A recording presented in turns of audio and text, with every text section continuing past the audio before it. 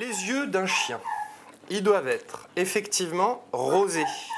Donc, la muqueuse est rosée. Vous la voyez? Bien. Vous la voyez, là?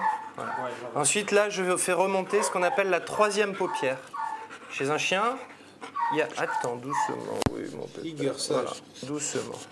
Donc là, voilà la... Ah non, non, doucement, doucement, laisse-moi faire. Là, on a une troisième paupière qui remonte. C'est une troisième paupière qui protège l'œil en cas d'agression. Quand on la fait remonter, on voit bien à la fois cette troisième paupière et puis la muqueuse qui est rosée. On voit bien aussi au-dessus de l'œil le blanc, ça s'appelle la sclère ou la sclérotique. Elle aussi est blanche, avec quelques vaisseaux, mais très fins. Donc ça, c'est un œil normal, sans conjonctivite, ni inflammation, que ça soit au niveau de la sclère ou de la muqueuse ou de la membrane. Alors docteur, comment fait-on pour nettoyer les yeux de son chien? Alors, comment nettoyer un œil de chien? Ben, écoutez, c'est très simple. D'abord, utilisez des produits soit humains, comme le sérum physiologique Unidose, achetable en pharmacie. Je vous conseille d'ailleurs les Unidose bébés. Parce que...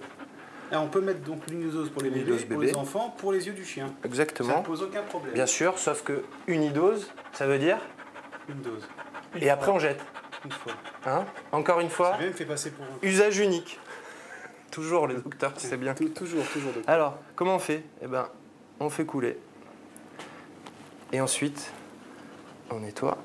Et ensuite, on essuie.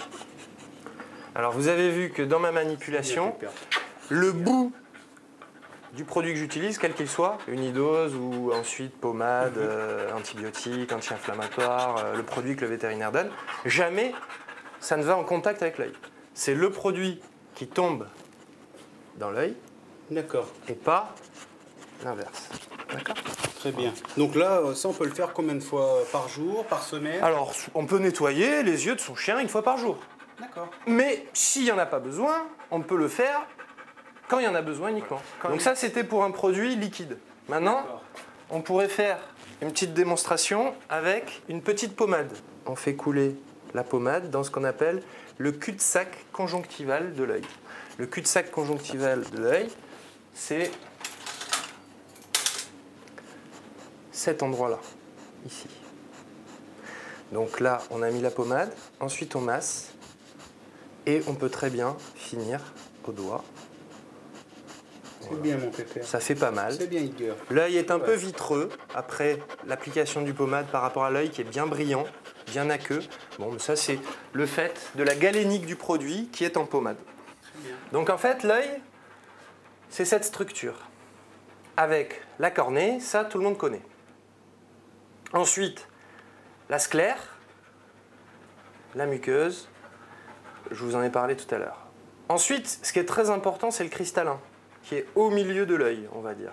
Ou en tout cas, entre la cornée et la rétine, ici visible en jaune, avec le nerf optique qui est là. Le cristallin, c'est une sorte de lentille optique naturelle qui va concentrer les rayons lumineux et les diffracter sur une surface de projection qu'on appelle le nerf optique.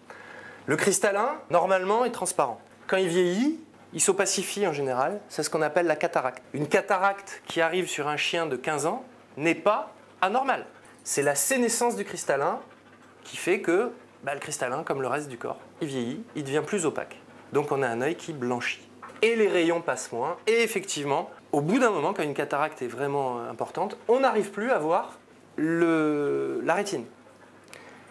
Quand je fais un fond d'œil, c'est ce que je regarde. Je regarde la rétine. Et donc, mes rayons lumineux, ils traversent toutes les structures.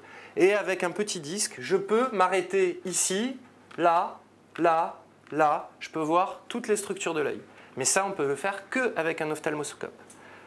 Donc, effectivement, une vraie consultation de l'œil de votre chien, ça passe par ces outils et donc par une consultation vétérinaire.